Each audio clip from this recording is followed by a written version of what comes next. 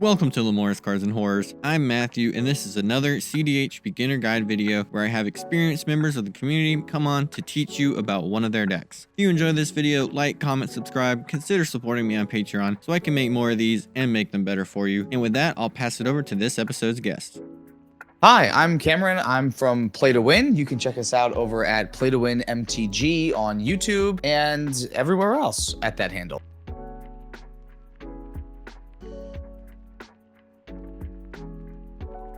So my version of Jeska Ishai is a storm deck that can also have a backup win with commander damage from your big beat stick in the command zone. We're primarily trying to do Underworld Breach lines, but it's nice to have that as a backup just in case there's stacks on the board. It's nice to have the big beater outlet too. So basically, the way that the deck plays out is that you're looking to start off the game with some sort of card advantage piece in play. Because you don't get any from the command zone and your storm deck, you really do need to be able to accrue some sort of number of more cards in your hand that you currently have at the beginning of the game. So getting like a turn 1 Mystic Remora in play or being able to go Mana Crypt into Rhystic Study is very important. The main strategy, like I mentioned, is trying to go off with some sort of storm combo. You are primarily an Underworld Breach deck, so there's a lot of lines that allow you to set up Underworld Breach very easily. For example, you can cast Intuition and find very specific piles like Lion's Eye Diamond, Savine's Reclamation, and Underworld Breach, and in pretty much any scenario, you can end up with an Underworld Breach in play from that specific pile right there. Now, how do we actually close out the game? So our win condition is also through our 2 different commanders. Jeska can win with infinite mana through its minus ability, and we can get infinite mana a number of different ways in this deck. We can get it through Dockside, Extortionist, and Baron loops by bouncing Dockside with Baron's ability. As long as we have 6 or more artifacts and enchantments in play on our opponent's side, we can go infinite from there. And then the other way that we can do it is through Auriok Salvagers and Lion's Eye Diamond as well. So with Lion's Eye Diamond, you can have Lion's Eye Diamond pay for the Salvager's ability to return it to your hand from your graveyard, and you can essentially create this infinite loop where you're able to eventually make infinite mana of each color to be able to cast your Jeska an infinite number of times and then kill all of your opponents with her minus ability. The other non-Jeska win condition in the command zone is through Ishai. We aren't actually playing any cards in the deck that are specifically just good with Ishai. I like to use Ishai as a backup plan and as a way for opponents to spend their resources on your Ishai while you're trying to set up one of these other infinite combos.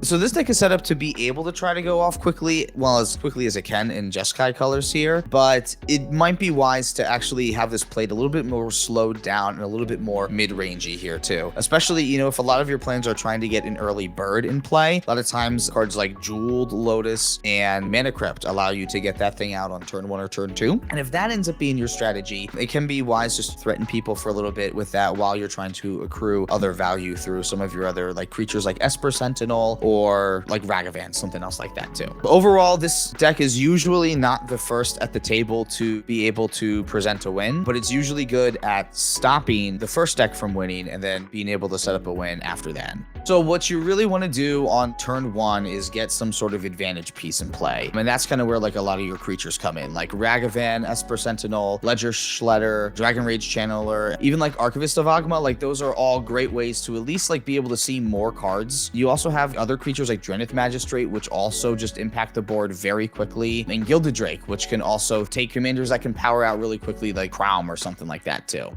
Your turn 2 then is probably to cast Ishai, because again, what we want to do is try to use our abundance of interaction to prevent other people from winning and protect ourselves while going off. If you're still trying to set up a win, Ishai is a really good way to be able to threaten people's life total, threaten people's ability to stay in the game, and also act as a way to get a lot of their pesky removal spells out of their hand too. Your turn 3, hopefully at this point you can start to threaten a win here. If you've gotten enough card advantage off of maybe a Mystic Remora or something, you can try to set something up here. But a lot of times, you know, you are still trying to interact here and accrue something else out of this. A lot of times on turn 3, this is where you also might want to start looking at taking out a player that might be tough. If you can get Ishai out on turn 2, a lot of people are still trying to develop their board cards from there. So it can be really easy to get Ishai into a place where casting Jeska and using her 0 ability to triple Ishai's damage output can be lethal damage for a player. So if that's an ad nauseum player that's threatening to go off very quickly here, or if that is just really anything that's messing with you, it's a really nice option to have there. I will say it's not always the best option to go for. A lot of times it does benefit you to have other people help you interact, and just, again, trying to waste people's interactions so that you have yours is always great.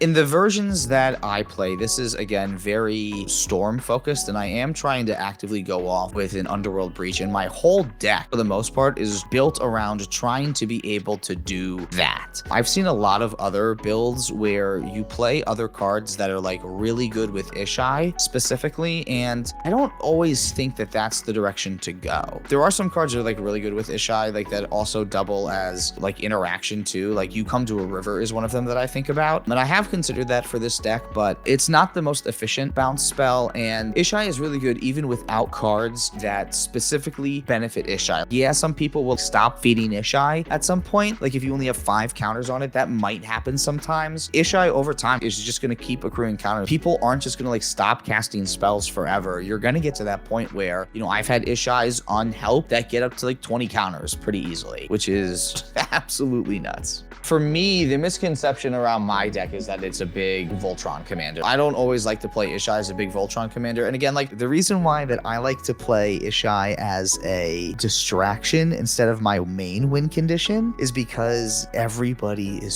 so scared of this freaking bird. Like it has such a huge target on its back. And again, you don't have card advantage in the command zone. And there are going to be times where you are kind of stuck with what you have. And if that's just like going all in on Ishai, like that feels really bad when you do get blown out. So it is definitely something to consider, and it's definitely the reason why I don't lean on it so heavily. A couple of things that I feel like people tend to forget. Chain of Vapor is a ritual. If you have a bunch of really cheap artifacts, you can just bounce them all to your hand, sacrificing like a bunch of your lands. If you're going off, this is totally great, but it also really helps with your Underworld Breach too. It helps fuel your breach if you don't really have too much else going on. Spellseeker is a card that I do want to bring up too, because there is a way that you can get Underworld Breach off of Spellseeker and set up wins from there as well. There's a bunch of steps, but it's not the most complicated line. So if you cast Spellseeker and leave a white and 2 red up, so you need 6 mana overall to do this. But if you cast Spellseeker, the first card that you go get is Ephemerate. And then you would immediately cast Ephemerate, targeting the Spellseeker, and exile the Ephemerate to rebound. Then the Spellseeker re-enters the battlefield, and you would go get Final Fortune and use your other 2 red mana that you need for this combo, cast Final Fortune, and then immediately go to your Final Fortune turn. At the beginning of your Final Fortune turn, the rebound trigger from Ephemerate triggers, and then allows you to Ephemerate Spellseeker on your upkeep step, which allows you to, on your upkeep, get Enlightened Tutor into your hand so that you can immediately put Underworld Breach on top of your library from Enlightened Tutor during your upkeep. You can cast Underworld Breach and you can recast the Ephemerate from your graveyard at that point to have Spellseeker go get Brain Freeze, and already your storm count is a good bunch here. So like even if you don't have LED right away, you can use it, just find your LED. You can use it to find other cards like Mana Crypt or Jeska's Will, and like really help you go off in other ways too. Ideally, you are looking for something impactful on turn 1 that can get you some sort of card advantage, which also means a lot of the time also having a way to have some extra mana as well. What we're trying to do is establish a way to draw cards since we don't have it in the command zone, and try to present an early Ishai to see if we can get some really good value off that too. Interaction is gravy and probably necessary too.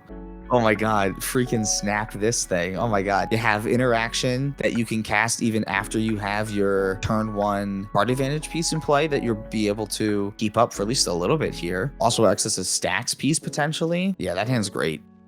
I don't hate this either. Like you do have Preordain, which on turn 2, you know, can help push you forward. And if you do end up finding a second mana source, then having Belwar Stone is like a really nice way to help keep you forward then. This is admittedly very risky because there is no real card advantage. You have Preordain here, which can just help you select a little bit. But again, the problem here is that we don't have one of our many fetch lands for Brainstorm to be good. Ledger Shredder is really good too, and that will help us find stuff that we need. Savine's Reclamation is also something really good here too. I would probably keep this. If this was a first 7 or a second 7, I would definitely keep this.